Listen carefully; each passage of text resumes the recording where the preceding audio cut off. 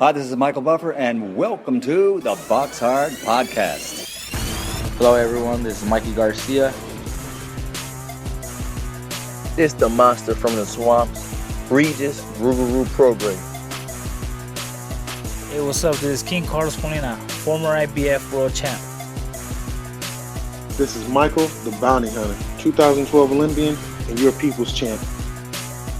This is Charlie Edwards, flyweight champion of the world. This is Fast Eddie Chambers, and you're listening to the BoxHard Podcast with my main man, Joey Coastman.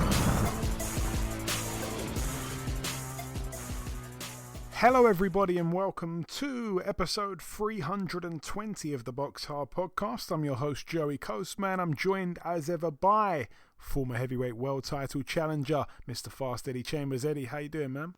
I'm good, my man. How about you? Always good when speaking with you, Eddie. Always better when speaking with you. We're going to start here with the review part. We're going to start at York Hall. This one took place last Thursday, November 25th. York Hall, Bethnal Green, London, of course. Over here, one fight to mention. The main event, I believe it was, Harvey Horn, 9-0, a super flyweight. I'm not sure if he's a contender or if he was world ranked or anything like that, but certainly a prospect coming through. Knocked out in round 4, a TKO loss there for Harvey Horn against a guy called Fadhili Majiha, who's now 28-14 with 4 draws. A big upset there. Shocking, to be honest with you. Moving out now to Poland. One fight to mention over here, a bit of a random one. Took place on Friday at the Radomsko in Poland. Over here, Damian Jonak, a fighter with a record of 41-1 with a draw, but it's honestly probably the most padded record in professional boxing. He got in with Andrew Robinson, who's a tough kind of domestic level guy from the UK, 25-5 with a draw. Now there's a bit of a backstory here. Jonak was actually undefeated. He was 41-0 with a draw at one point, and he lost his O in his last fight to Andrew Robinson, which took place 2.5 years ago. He hasn't boxed since. However, Andrew Robinson has boxed since. He picked up a win, against a low-level guy. Then he got in for the British title against Liam Williams. Liam Williams knocked him out in a round. I think that was before Williams got ready to fight Andrade. And then since then, he's come back with another win against a low-level guy, and then he jumps back in with Jonak. So he's had, 3 fights in the meantime, whereas Jonak has had 2.5 years of inactivity. So they got the rematch on, and it ended in a majority draw over 8 rounds there. So Jonak now 41, 1-2, and Andrew Robinson, I think he's already got a couple of draws. Yeah, he's 25-5 with 2 draws. Anyway, moving out now to the Ren TV studio in Moscow, Russia. Over here, Sergei Kuzmin with a win, a TKO in the 10th and final round against Igor Macedo, who I want to say was 10-0 with 10 KOs from Brazil. However, I didn't know his name was Igor. Must be, connected to Russia somehow, I'm guessing. But yeah, a win there for the home fighter Kuzmin, now 16-2 after coming off 2 losses in a row, one to Michael Hunter, who we will be speaking to later on in the show, and the other to Martin Bacoli. Moving out now to the Motospace Dubai Investment Park over here. This one was on ESPN Plus, by the way. We had on the card, O'Hara Davies with a win, now 23-2. A late replacement, actually. Nicholas Mwangi had to step in. He's now 10-4 with a draw. Quite surprised, really, to see that it went the distance. O'Hara Davies was supposed to be taking on Ishmael Barroso, but in stepped this guy late notice, and he's gone the distance, so credit to him. Rocky Fielding with a win, now 29-2. His opponent retired after just 2 rounds. Emmanuel Danso, now 32-7. Badu Jack with a win at cruiserweight, a knockout in the second round against Samuel Crost, who's now 11-2 with a draw. Badu Jack now 25-3 with 3 draws. Moving out now to the Bolton Whites Hotel in Lancashire. Over here, one fight really to mention. Jack Massey now 19-1, a TKO in round 3 against Bilal Lagoon, who's now 25-3 with 2 draws. That one was for the vacant IBO Cruiserweight World title. Lagoon 4 ounces over the limit at the first weigh-in. I think he did make the weight in the end. He was down twice in the third round. Quite impressive, really, for Jack Massey, because I think Lagoon had gone.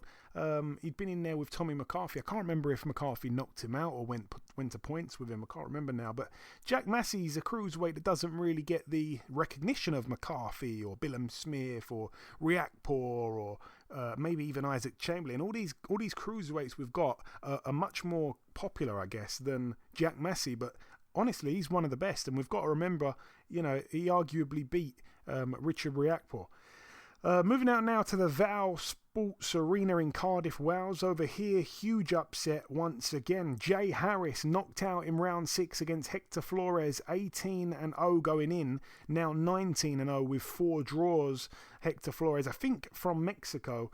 Jay Harris obviously coming off a knockout defeat, gets straight back in with an undefeated fighter, and gets knocked out again. So it's terrible for him. He was down twice in the 6th round, I think, both from body shots. It was for the vacant WBA Intercontinental Light Flyweight title. I'm not sure what's going on with Harris. He boxed for a world title against probably one of the biggest punchers, pound for pound, really, in the sport, in Julio Cesar Martinez.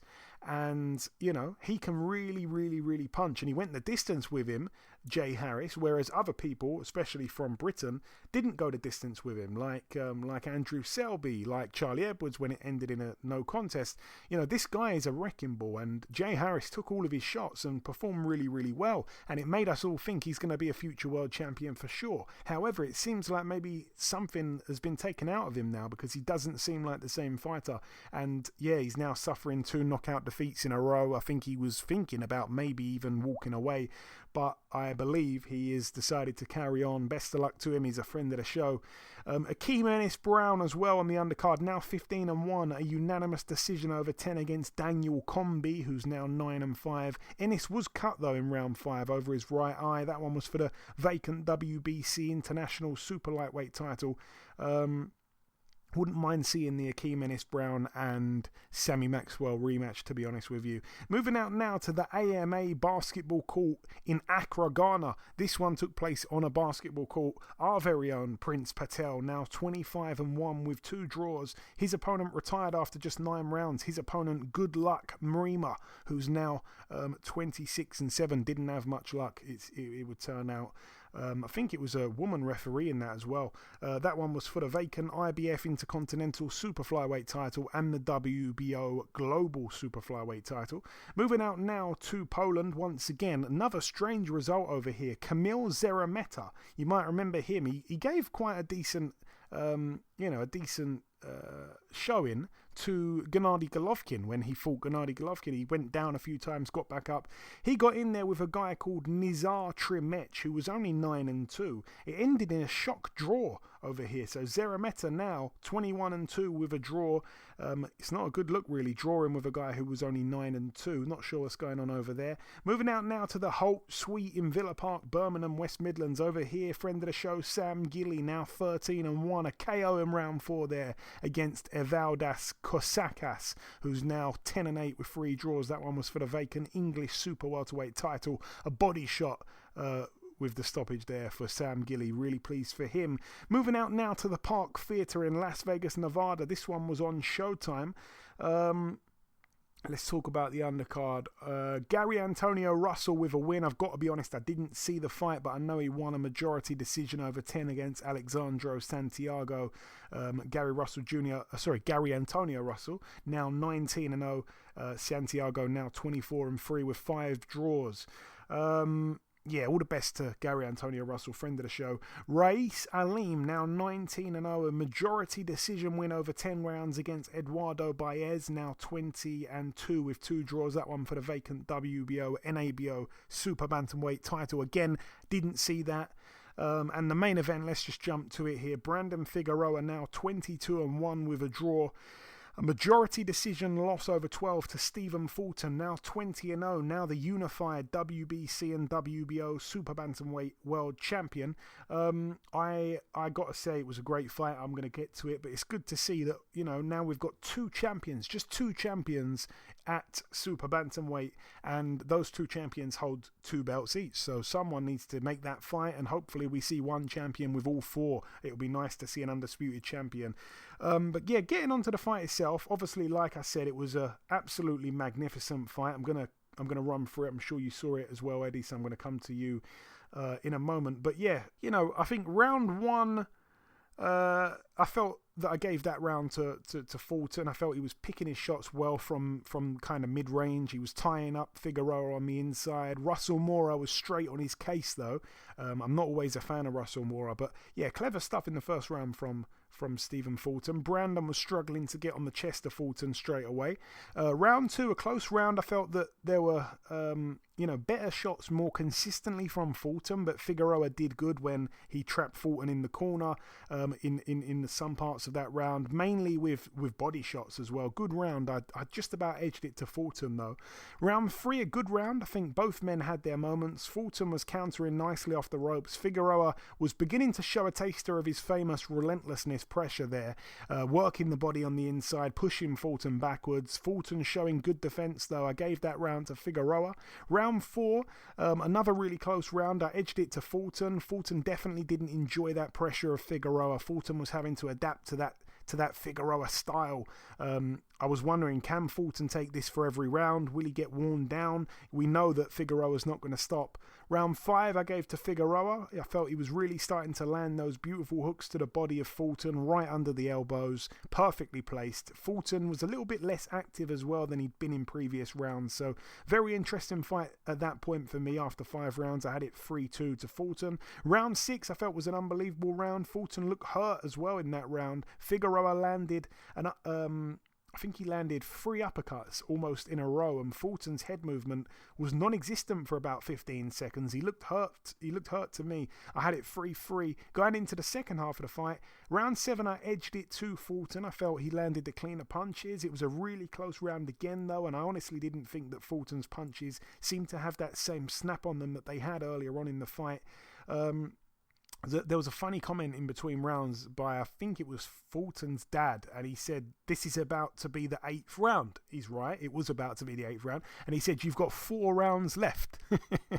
Obviously, 8, 9, 10, 11, 12 doesn't really come to 4, there's 5 in there, but I had it 4-3 after 7 rounds, which was exactly the same as Steve Farhood in favour of Stephen Fulton. Round 8, really close round, but I had Fulton winning it up until the last 20 seconds. He got caught in the corner and most definitely rocked. It was a right uppercut followed by a left hook. Fulton wasn't throwing back and he was just tucking up, taking the punches. Fulton was, I think, kind of fortunate the bell went when it went. 4-4. Round 9, really close round. I literally couldn't split the pair. I actually gave that a 10-10, so it's still tied up on my card. Round 10 I gave to Figueroa once again. He definitely hurt Fulton with some heavy headshots, mainly with the left hand. He was doubling up, tripling up sometimes. Round 11 I gave to Stephen Fulton. I felt he landed the much cleaner shots. He used the double jab, he used his feet, and again it was all square on my card going into round 12, the final round. And round 12, like I say, really, really close round again. I couldn't split them, and I gave it a 10-10. I felt that it was a tremendous fight. As I said right there, you heard me, there was so many close rounds in there. Figueroa threw 104 punches in the 12th round alone, which is crazy to think that he still had that engine to throw that many shots in the final round. And they said he threw over 1,000 punches on his own during the fight. And I'm not sure if this is 100% true, but I'm sure that I saw somewhere it said that he outlanded Fulton by over 300 punches. Those statistics are crazy. I remember talking about it on last week's show, Eddie. You said you hadn't seen much of him before. What did you think? I'd love to see that rematch, and I think the scorecards were way too wide. 8-4, no way. Honestly, you're gonna be disappointed, but I forgot about the fight and turned it on late. No bullshit. And the thing is, I support the kid because he grew up around me. You know what I mean? I'm the fight, and he's the young guy in the gym, and I was like, I'm gonna watch it, and then I realized, I look at the clock, I'm like, oh shit, and it was on what? That wasn't on the Zone, was Showtime. It was on show, exactly. And it's, oh my God. And I realized that I didn't see it. So I haven't even had a chance to see it. But I tried to watch little small clips of it, but it never is going to do the fight justice. You have to see it in its entirety. And I seen a lot of the banter back and forth between him and Figueroa after the fight was over. And Figueroa was upset, feeling like, oh, he got robbed, of the fight. And listening to your card made me feel like, and I mean, I didn't know. I mean, I didn't hear it. And I know, it's hard for like the judges. You can't see, as a judge, you can't see CompuBox office. All you can see was what's going on in the ring. So with that being said, the punches, there's a lot of throwaway punches, a lot of punches. There's people throw a lot of, and Figueroa in general, from what I understand, I haven't really seen much of him, throws a lot of punches. So not every single punch that he throws is meant to necessarily hurt. I don't think. I haven't seen it, so I can't really say. But there's going to be other punches that are thrown that are punches that are decoy punches, throwaway punches to land bigger shots. So not every single time he throws a punch, it's going to be a quality thrown punch, as well as Eddie, it is. Every punch he throws is a hard shot, man. It is? Oh, maybe. I swear, he's got such a crazy style. It's so entertaining watching him. I want to watch him. I got to see him. You should. But what I mean by that is not. So when you say it like this, when a punch lands, like I would say, to like the chest. Now that doesn't necessarily mean it can't affect you, but it's not necessarily in like a real like serious scoring blow that may not have any effect. Same with like if you hit the shoulder, you know what I mean, or you hit a little bit around the back, you know what I mean. Those can hurt, and that's why they're not necessarily legal. But sometimes they're just placed in awkward places, you know what I mean? And it doesn't necessarily mean anything to the fight. It's just, like I said, sometimes it's just volume.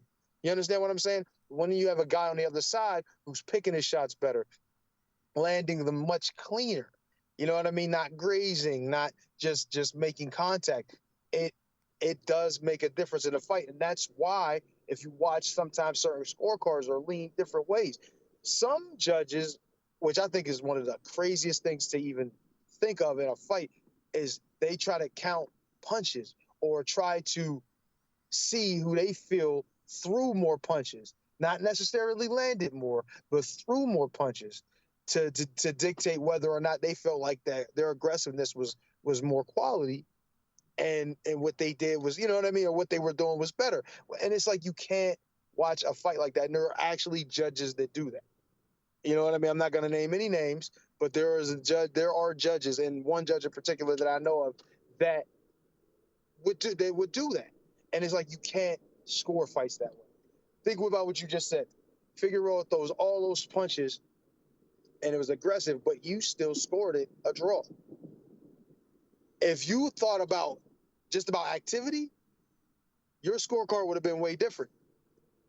And he wouldn't, and Steve Fuller would have never got any credit, you know what I mean, for the work that he put in. You understand what I'm saying?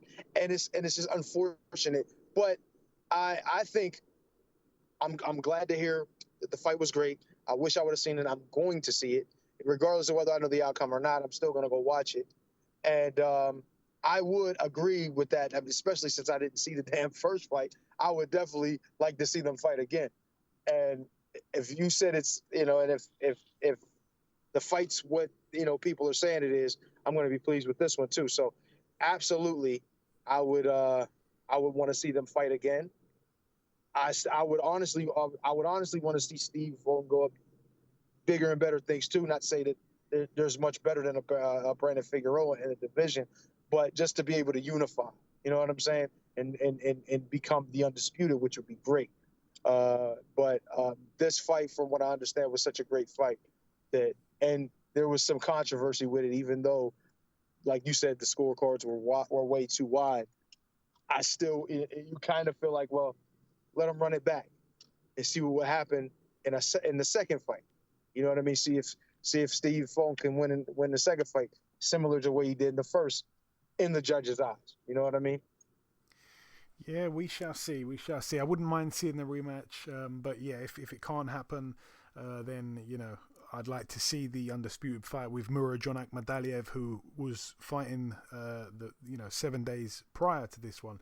But no, great fight. Like I said, many close rounds. Not a robbery. I think you could have given it to either guy by maybe 1 or 2 rounds, something like that. But to have it 8-4, I felt was a bit wrong, especially to Fulton, who, like we say, had thrown much less shots, had landed much less shots. I can see why Figueroa was frustrated. But yeah, classy from Fulton as well in the post-fight interview when Brandon, the bit that you referred to, I think he handled that really well, Fulton, actually. He came across really cool. So yeah, all the best to him. Both guys friends of the show. Like I said, love to see a rematch, but Brandon Figueroa is still one of the best fighters in that division. Still arguably the best. I mean, I'd love to see him in with the winner of, the loser maybe of the undisputed fight. I mean, I would like to see him fight Akhmadaliev. If Akhmadaliev lost, I'd like to see him fight Fulton again if Fulton were to lose, or maybe the winner. He can be thrown in with anyone. I'd like to see him in with Daniel Roman. What a brilliant fight that would be. Anyway, that's it for that one. That is it for the super bantamweights. They were absolutely super. Moving out now to the Madison Square Garden Theatre, New York, USA. This one was on DAZN. The final card to mention. Let's start with the undercard. A win for our very own Ramla Ali, now 4-0. A unanimous decision over 4 2-minute rounds against Isela Vera, who's now 1-1. Zili Zhang, the Big Bang, the 6'6" southpaw Chinese super heavyweight silver medalist in the Olympics. He is now 23-0 with a draw, a TKO in round 2 against Craig Lewis, who'd never been stopped, by the way. Been in there with a few guys, including Carlos Takam, and he was stopped in just 2 rounds. He had absolutely no punch resistance, it seemed, but he was a former sparring partner of Zhang. He's now 14-5 with a draw, Lewis.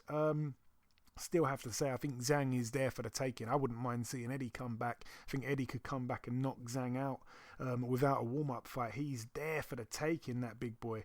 Raymond Ford with a win, now 10-0 with a draw, a TKO in round 8 against Felix Caraballo.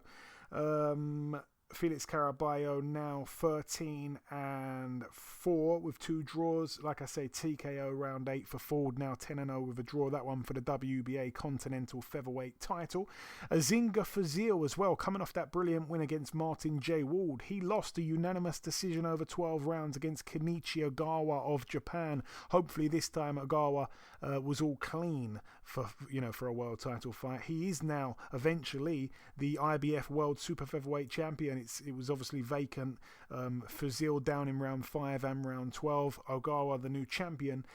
And now the main event, of course, for the WBA Super, IBF and WBO lightweight world titles. 3 of the 4 titles. Teofimo Lopez now 16-1. A shock, upset loss. A split decision over 12 to George Kambosos Jr. now 20-0. Now the main man at lightweight. Just after that one evening, it seems. Lopez down in the first round. Kambosos down in the 10th round. Boy, oh boy, oh boy. Amazing fight. Both guys friends of the show. George Kambosos Jr., I said it, man. This guy's belief in himself is just incredible. The guy's done hundreds of rounds with Manny Pacquiao. He was riding the crest of a wave, it seemed. And I've got to say, it is one of the biggest shocks of 2021.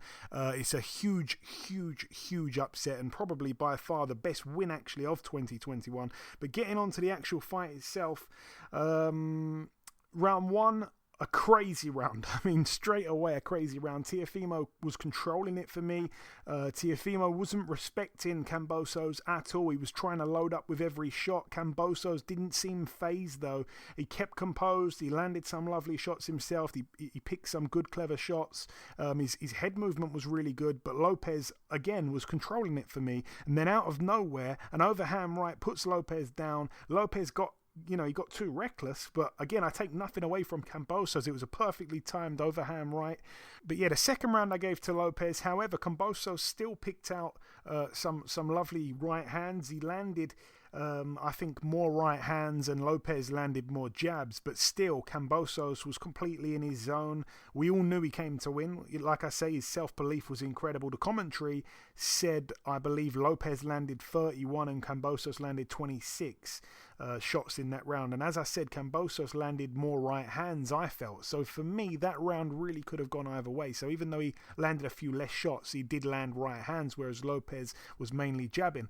Round 3 of Kambosos round, very close round, could have gone either way. The pace dropped a little bit from both guys as well. So that's 2-1 for Kambosos there. Round 4, an unbelievable round for Kambosos. He was in full control. Lopez was marked up by his right eye. Kambosos was doubling up with the left hand, a jab and a hook, both with the left hand. He was double jabbing. Lopez looked shocked, to be honest, in that 4th round. Kambosos couldn't be more comfortable if he was lying on a beach, I felt, in that 4th round. Kambosos again got that round. Round 5 I also gave to Kambosos. He was making the entire world eat their words. He was getting the better of Lopez. Lopez, I felt, was sometimes being too patient. He was getting caught with every shot in the book, including the exact same overhand right that Kambosos had put him down with in the 1st round, and I was speechless.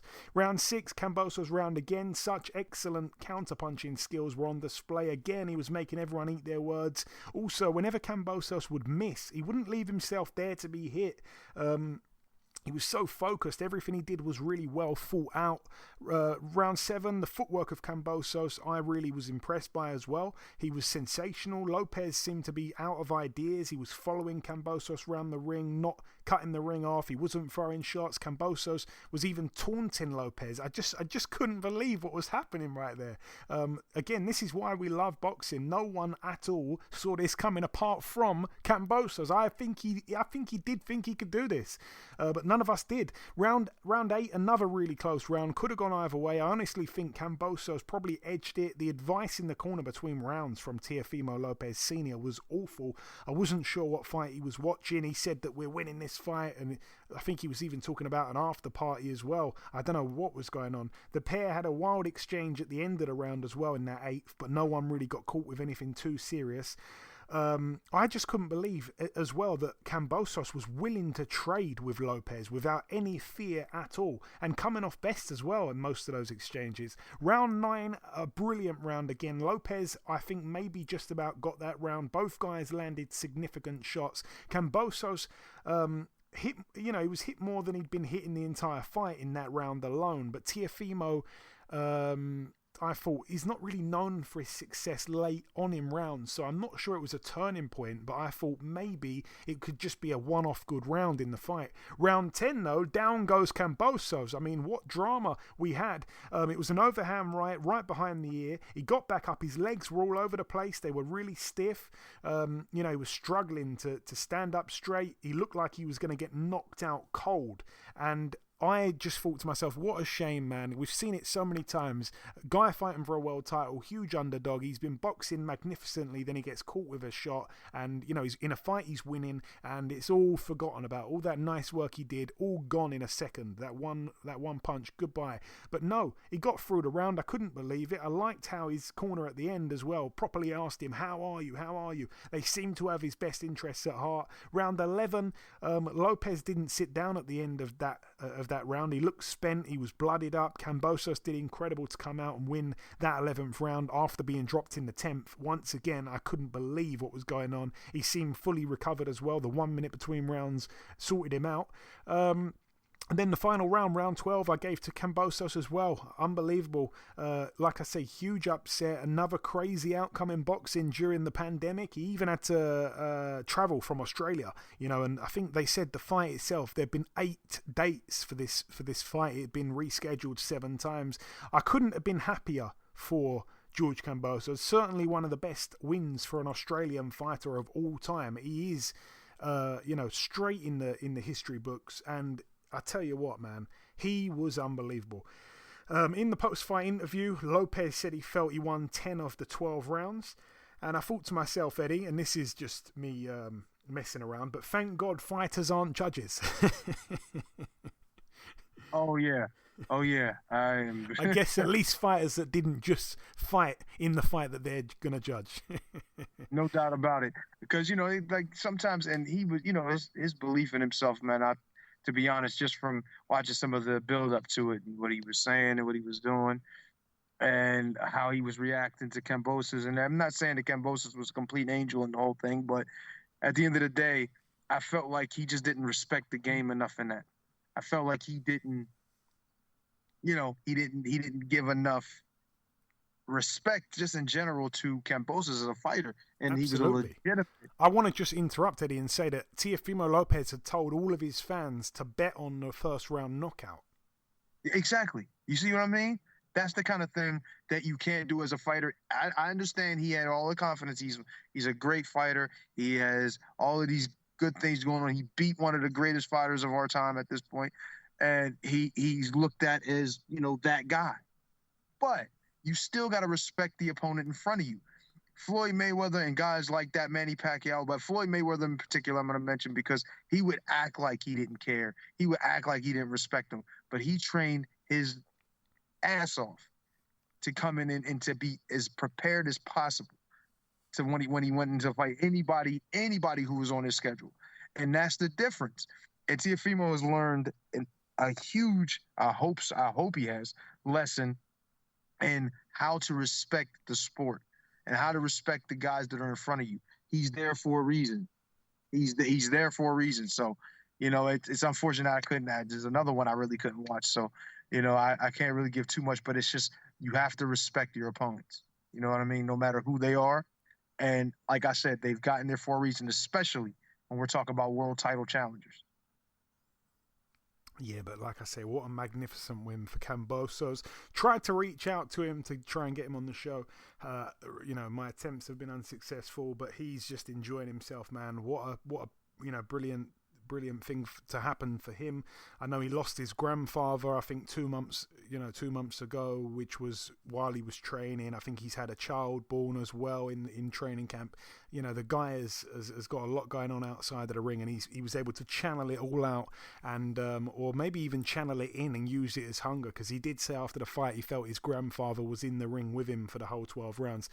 Oh, it's beautiful. I love when things happen in boxing to good people, and he's a good person, and something unbelievable has happened to him on the weekend there. Couldn't be happier for him. Rebuilding, though, for Mr. Teofimo Lopez, and I tell you what, he needs to, go back and watch that fight again, and I don't know, man. I don't know. He needs to... go back and work on what went wrong, because it went wrong straight away and no one is sure what it was, but it certainly went very wrong. That is it, though, for the review part of the show. The final thing for me to do just before we wrap up part one is to welcome our special guest on this week's podcast. Ladies and gentlemen, please welcome the heavyweight ranked at number 2 with the WBA, number 6 with the WBO, number 7 with the WBC, and at the very top by the fans, it is of course the people's champ, Mr. Michael Hunter. Mike, welcome back on the show, my man. Likewise, thanks for having me, bro. I like the introduction. Hey, that was just for you. So, Mike, we last spoke back in July. It was fight week for the fight against Mike Wilson. Obviously, you went on to stop him in 4 rounds, a brutal performance. You become the only man to stop him as well. Tell me just briefly, obviously, I know it's now a thing in the past, but tell me briefly just about that fight and how you felt. I think it was on World Star at one point. Is it one of the best knockouts of the year? I would definitely put it in the hat and it'd be a candidate. There's been a couple of other, comparable knockouts. So, but it's definitely up there. It's going to be something to be talked about. I felt good going into that fight. It was being in New York and Madison Square, and the whole versus Triller situation. It was all a perfect storm. And since that fight, things had gone a little quiet. You were linked with this fight against Mark Mori. It turned out that the commission had rejected Mori as an opponent. Do you feel like that was a bad decision by the commission, or were they doing their job and I guess looking out for Mori's health?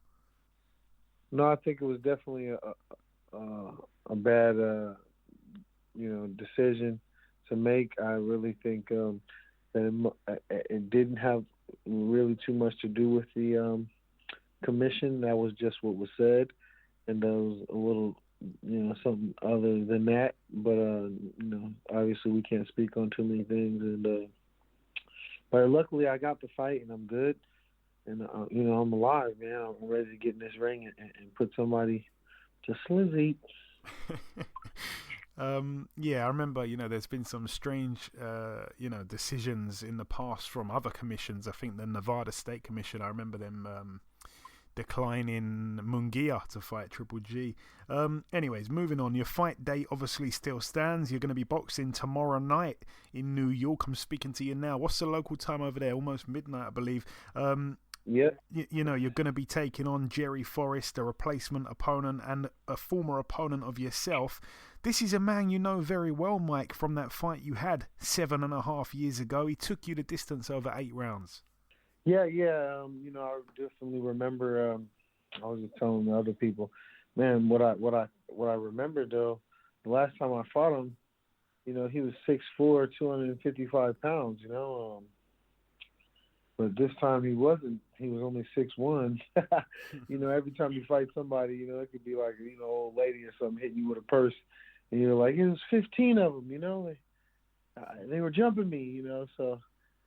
When I went to the weigh-in today, I realized that I was looking at the top of his head, and he's not as big and as tall as I thought he was. So, you know, it kind of lightened the load a little bit. Okay. And how motivated are you, Mike, for this fight? Because as I said, you've already beaten the guy. He's not really the guy you wanted to fight.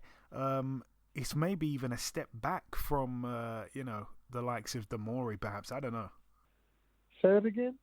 I said, how motivated are you for this fight? Obviously, it's a guy you've beaten before, and perhaps it's even a step backwards from where you were at, from Mark Demori, perhaps. I'm very, very motivated when it comes to this situation because of how it was played out. You know, I was originally supposed to fight Mark Demori, so I feel like this is me kind of putting my foot down in a sense and kind of, you know, making the claim. I know I can't just win. You know, I have to win in good fashion, and I'm going to be doing that tomorrow. But I'm really motivated because of what they did to me. You know, I fought him before. Basically, the guy I'm fighting, the dude who's throwing the show, Lou DiBella. This is Lou DiBella's fighter, so I end up having to fight a Lou DiBella fighter on a Lou DiBella card. So it definitely gives me motivation. And I want to ask you this as well, Mike, coming down to the last couple questions, really. Every time I interview anyone in the month of December, I always have to ask, what's on your Christmas wish list, Mike, in terms of, I guess, this time next year? Where do you want to be this time next year in a realistic world, career-wise? Oh, man, I will definitely be thinking about a title, or if not getting it, inching right up on it. You know I'm close to it now, so I think that, you know, me having one of these good fights, even if it's not a title, but having one of these good names on my record, being put to the test and being able to showcase my abilities, you know, and to where I shine, you know. So whether it be a title or, you know, I have to fight one of these good names, and I just show up and show out and look outstanding. That's what I'm here to do next year. And Mike, what is the immediate plan after this? I'm guessing you're expecting probably fully 100% confident on getting the win. Do you have a plan after? Do you know how soon after you want to get in the ring again? Well, you know, in a perfect world, I would like to go, you know, as soon as possible. We talked about January. I know that I would like to stay busy and just keep letting my face be seen. Keep showcasing my skills, and you know, let the chips fall where they may. And of course, as I said, your WBA number 2, is that your most likely way into a title shot with the WBA? Obviously, you've got the number 1, Britain's Daniel Dubois, who did hold the interim world title but doesn't have it anymore, I don't think.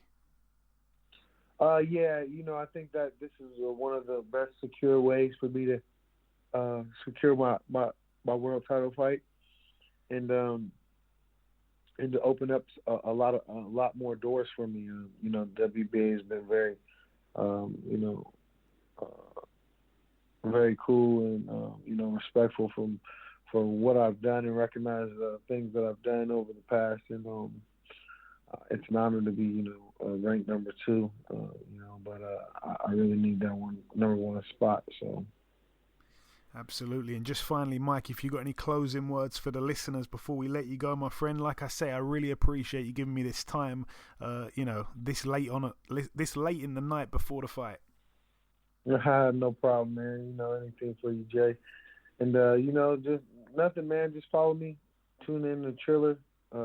Triller Night at Heavyweights tomorrow. It's going down. There we go. It is going down. Triller Fight TV as well. Listen, Mike, I just want to say it's always a pleasure speaking with you, my man. Best of luck for tomorrow night, and we'll speak sometime after, of course.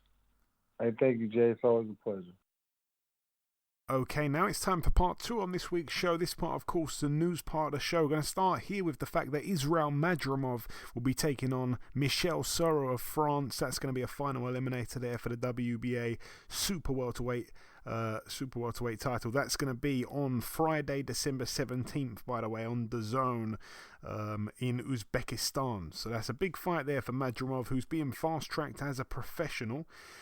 That's about it, though, for the news. So if anything else develops from now to the end of the show, I will mention it on the outro. Moving on now, though, to the preview part of the show. Going to start here with a card that takes place later tonight. We spoke to the man a couple moments ago. The man, of course, being Michael Hunter, 20-1 with a draw in a 10-rounder against Jerry Forrest, who at the minute has a record of 26-4 with a draw. It's going to be on Fight TV, by the way, at the Hammerstein Ballroom in New York. And on the undercard as well, Cassius Chaney, 21-0, gets in with the undefeated 16-0 George Arias. That's over 10 rounds as well. And Trey Lippe, who's 18-0, I believe, with 18 KOs. He gets in with Mike Balogun, who is 17-0. So that's some big fights there, all heavyweights, 3 fights there involving 4 unbeaten fighters. That's it though for New York. Moving out now to a card that takes place in Germany on Friday. Over here, Abbas Barao, 10-1 in a 10-rounder against Meriton Karasha, who is 29-5 with 3 draws.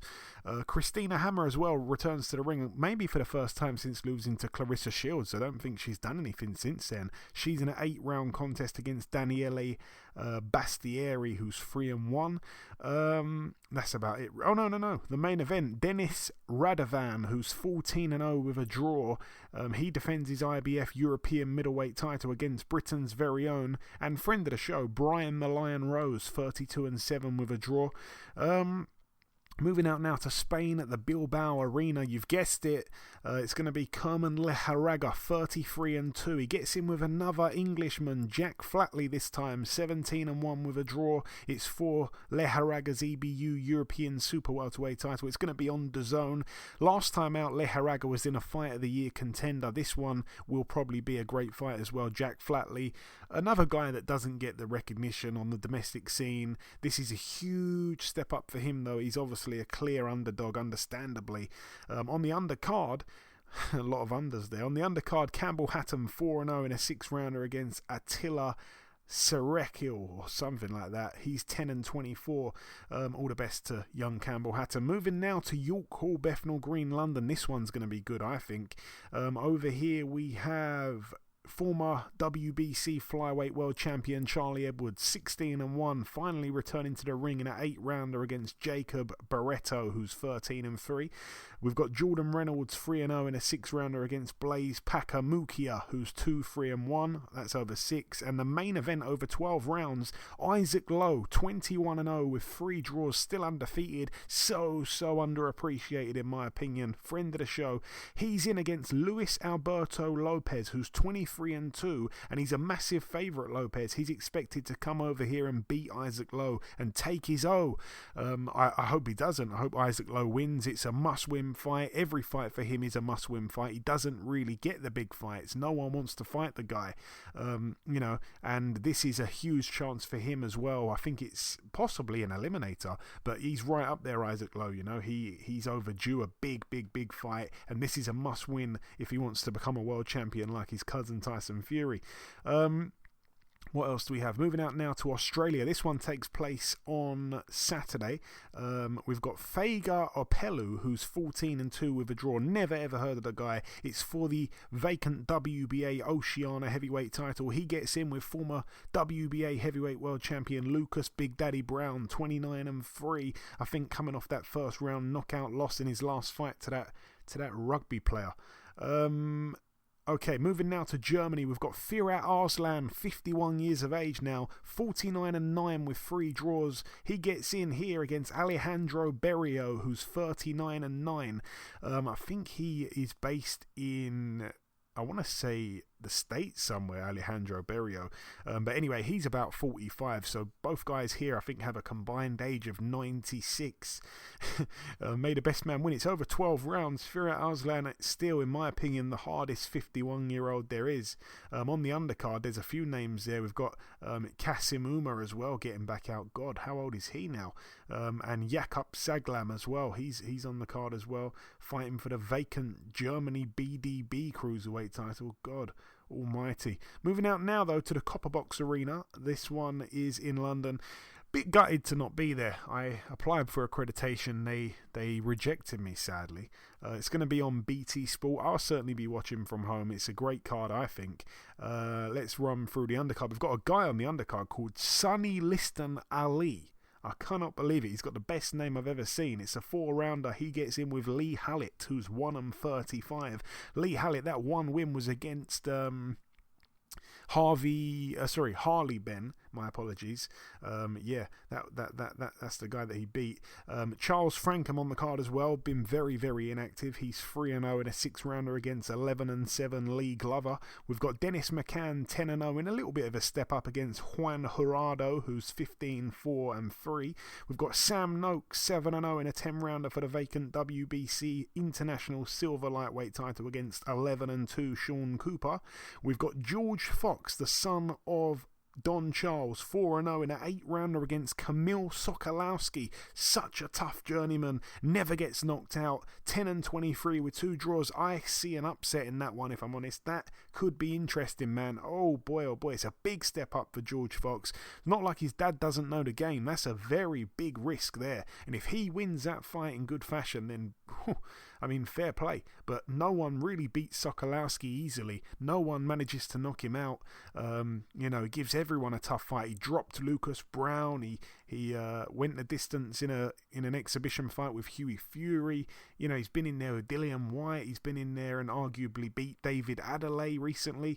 He is no joke, man. I've seen him knock out Nick Webb. Yeah, he's a bad guy. Anyway, George Fox gets in with him. All the best to him. And another thing is that Kamil Sokolowski's been sparring with Joseph Parker. I mean, wow, a journeyman heavyweight sparring with a former heavyweight world champion in preparation for this. I mean, it just doesn't happen. It's going to be crazy, that fight. Do not blink. Elsewhere on the card, Hamza Shiraz 13-0, defending his WBO European Super Welterweight title in a 10-rounder against former British champion, former holder of this belt at 147, and the guy that was on last week's show, Mr. Bradley Skeet, 29-3, and the main event, Lyndon Arthur 19-0 in a 12-rounder against Anthony Yard. The rematch, 21-2 Anthony Yard for the WBO Intercontinental and Commonwealth light heavyweight titles. Firstly, like I say, big risk for George Fox. I really like the Hamza Shiraz Bradley Skeet fight. Hamza Shiraz hasn't beaten anyone like Skeet. However, what does Skeet have left? To me, and anyone that I'm sure listened to it, he seemed bang up for the fight. Like, I couldn't believe it. He seemed like he had the fire under him again. And if he can fight like he did, 4 years ago, then he can win this fight. But Hamza Shiraz, I think, going out there to the States, in California, they seem to really like him out there. He seems like he's getting that good sparring in, seems like he's a future star. And I mean, he could be special. He could be one for the future. And if he is, then he needs to be getting past Bradley Skeet, who, let's be real, hasn't had a significant win in quite a few years, to be honest. I think he'd admit that himself. It was very good to have him back on the show last week. You know, I wish him all the best in this one here, but he needs to be right on it. And we're going to learn a lot about Hamza Shiraz in this fight here. As for Lyndon Arthur and Anthony Yarde, I mean, Anthony Yarde, good friend of the show, been on many times. You know, I remember him inviting me down to watch him spar, like very accommodating, cool guy. I haven't spoke to him for a long time though. I think just before the Kovalev fight is probably the last time I spoke to him, or last time he responded back to one of my messages, I should say. You know, I don't know what's going on with him. We've had Lyndon Arthur on the show since then after he beat Anthony Yarde, and he did it with one arm, let's be honest with you. But, you know, Lyndon Arthur in his last fight didn't look that good. That's the complete truth there. So I'm very excited for this. Again, it's going to be must-watch TV. You'd have to say if Lyndon Arthur was able to beat him with one hand, he should be able to beat him with two hands. But boxing doesn't work like that. You can never really calculate what's going to happen. We saw that on the weekend with George Kambosos and Teofimo Lopez. So it's going to be interesting. It really is.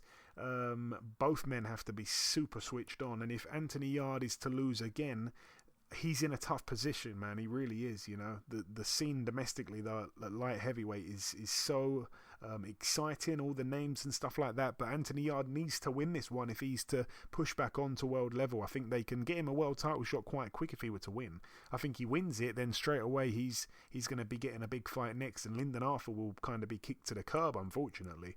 But if he wins, then everyone needs to start taking him seriously as perhaps one of the best we've got in the country, perhaps the best we've got in the country. He's one of the few guys that have a really big win over Anthony Yarde, but hasn't had the world title shot. Callum Johnson's had the world title shot. So has as Anthony Yarde, so has Craig Richards. He's right there. He's beaten Anthony Yarde. That's a sensational win, especially to do it with one arm. If he beats him again this time and more decisively, give the man a world title shot, man. Give him a world title shot. He is a really, really good fighter, Lyndon Arthur. Made a best man win once again. I really cannot wait to see that fight. It's such a great weekend of boxing. Moving out now to the MGM Grand in Las Vegas, Nevada. Over here, a few fights again on the card. We've got Filip Hrgovic 13-0 in a 10-rounder against Emir Amatovic, who's 10-0. That one is for the IBF International Heavyweight title. We've got Jessica McCaskill defending her WBC, IBF, WBA, WBO and IBO welterweight female world titles against Candy Wyatt, who's 10-3. That's over 10 2-minute rounds there. All the best to Jessica McCaskill, friend of the show. We've got Montana Love in his first fight with Matchroom after beating Ivan Baranchik last time out. He's 16-0 with a draw in a 10-rounder against Carlos Diaz, who's 29-1. We've got the return to the ring for Austin Ammo Williams, who's 8-0. He's in an 8-rounder against Quatavius Cash, who's 14-2. Mark Castro as well on the undercard. And the main event, let's just get to it. Devin Haney, 26-0 in a 12-rounder, defending his WBC lightweight world title against Joseph Jojo Diaz, 32-1 with a draw. Joseph Jojo Diaz, for me, has always been a guy who needs to be motivated for the fight. We've seen him come in on fight week too heavy, and miss the weight. He has to really be motivated to win. And when he's completely up for it, he is a great fighter. He is a really, really, really good fighter. He beat Tevin Farmer. We were all surprised by his performance that night. And since then, he hasn't really had the motivation. You know, his fights since then haven't been good. He's missed a weight. He's had a draw. I think it was last time out or the time before that. He hasn't looked great. But I know for a fact this fight here is one that has got him hungry and hopefully got him training hard enough for what he's going to need to overcome someone like Devin Haney. It's a weird one for me, Eddie, because I think we've heard how great Devin Haney is. I've not been overly impressed of late with him being hurt as well badly by Linares, almost clinging on for dear life in the final round or whatever. But for a moment, I'm kind of thinking here that Joseph Jojo Diaz has the experience perhaps in this one here. Is that fair to say? I don't know if that's fair to say. I'm kind of thinking that Diaz could pull this off. Well, I mean, look, we already talked about his boxing. We've seen, what happened this past weekend with Teofimo and Kambosos. So it's not out of bounds. I mean, Jojo Diaz is a quality fighter. There's no doubt about it. He has the skill. He has the ability. He's tough enough. He's obviously beaten a really, really talented guy in Tevin Farmer, so he has the ability to do it. It just depends upon what Haney shows him. Like, not saying that Haney hasn't showed up in fights, but I'm saying the guy that got caught and buzzed at the end of the fight with Linares, he can possibly get that guy. But if he stays switched on the entire time and boxes like I know he can, absolutely he can outbox Jojo Diaz to a decision. I'm thinking. I don't think he's gonna get him out of there. But then again, hey, never know. They've been crazier things have happened. But Jojo Diaz, without a doubt, has a shot at in the fight, without a doubt. But he has to come with the right motivation and the right game plan. Otherwise, he'll be fighting an uphill battle on ice skates. I will say I haven't seen the pair stood next to each other, I don't think. But that's something I want to look at, actually, because we've got to remember Joseph Jojo Diaz. I want to say he's moved up 2 weight classes recently. I'm sure he was at featherweight, then he moved up to super feather, then he's now at lightweight. And you've got to remember Devin Haney's probably one of the very biggest lightweights there is in the world. He's huge for lightweight, Devin Haney. So the size could come into it.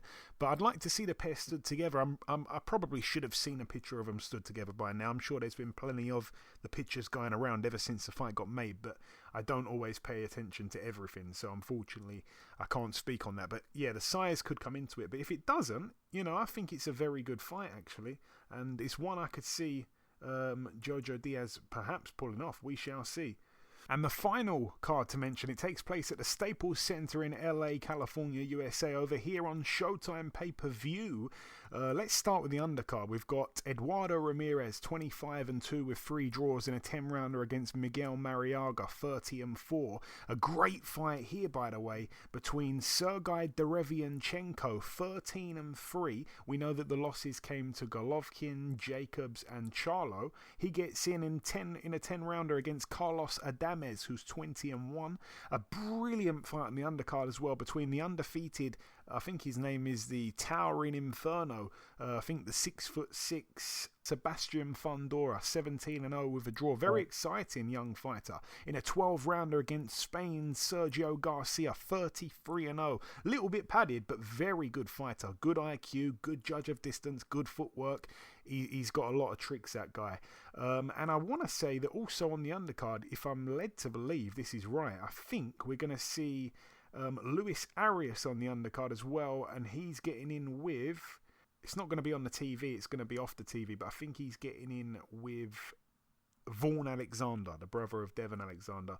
So all the best to Luis Arias. But the main event, Gervonta Tank Davis, 25-0, defending his WBA lightweight world title against Isaac Cruz, 22-1 with a draw. That, of course, over 12 rounds there. Again, not the fight that we wanted to see Tank have. I can't remember who he was initially supposed to be fighting. Oh yeah, obviously it was Rolando Romero, wasn't it? He's out. He's out of the fight for good reason. Isaac Cruz, though, a puncher. I think that's all he's got, really, the puncher's chance. But a strong guy. I've seen his last few fights. He's coming off a great win as well against Francisco Vargas. It was an all-Mexican affair where he was able to beat Vargas. And, I was quite surprised he was a big favourite in that fight. I thought it was going to be close, but it wasn't close at all. He won absolutely every round. He's got other good wins. A first-round knockout against Diego Magdaleno back in 2020. The guy is in real good form, and his loss came early on in his career. It was a unanimous decision over 8 back in 2016 against, a guy that he should have beaten, really. The guy didn't have a great record at the time, 8-5. But yeah, he's on a run right now, man. He's on a run, and he's been knocking people out, like I say, despite his last 2 fights going the distance. But he has been knocking people out. He's been, quite entertaining, quite exciting. 23 years of age, only 5'4", though. Small for lightweight, man. Absolutely, man. I'm looking forward to this fight. When I heard it was made, when Rolly Romero got into some hot water, as bad as I wanted to see that, because I really wanted to see Tank humble him. Then this fight was made. I was like, wow, Isaac Cruz, tough kid, tough guy, short, small guy, but he comes to fight, throws punches with bad intentions. He's going to be right in front of you. He's going to try to get you out of there. There's no doubt about it. He's going in there with the same attitude against Tank. At least I hope he does. But at the same time, with Tank, you know what kind of fighter he is. He's He's a no-nonsense kind of guy too, but with the skill on top of it. He's got great power, but also great speed with the skill that, like I said, with the skill to go along with it. So I'm looking that Cruz can make it a little rough, though. Cruz can make it rough because Cruz on the front foot coming in, getting in your face the entire time, not trying to allow too much space. He can make it interesting a little bit for a while until Tank, I feel like, will catch him probably in the mid-rounds, and he'll end up getting him out of there then. But the fight is going to be a cracker for as long as it lasts. And this time I'm not going to miss it. You know what I mean? I'm going to be ready to watch that one. Absolutely, as will I. But anyway, that brings the preview part to a close. The final thing for me to do is to come with the outro, which I'll do in just a few seconds. Okay, and this wraps up episode 320 of the BoxHard Podcast. I've been your host, Joey Coastman. Eddie Chambers has been with me for the duration of the show. A huge thank you to our special guest on this week's podcast, the top heavyweight contender, Michael Hunter. That interview was recorded yesterday, Wednesday night, and Michael is indeed fighting tonight, which is Thursday night, on Triller and Fight TV. So remember to look out for that. There has been one piece of news break whilst we've been recording the show. Joe Smith Jr. will be defending his WBO light heavyweight world title in New York on January 15th against Britain's very own Callum Johnson. What a fight that's going to be, by the way. Someone you'd imagine is getting knocked out there. But that's about everything from myself. Thanks for tuning in once again. Enjoy your weekends, people. Stay safe, and we shall see you all again next week.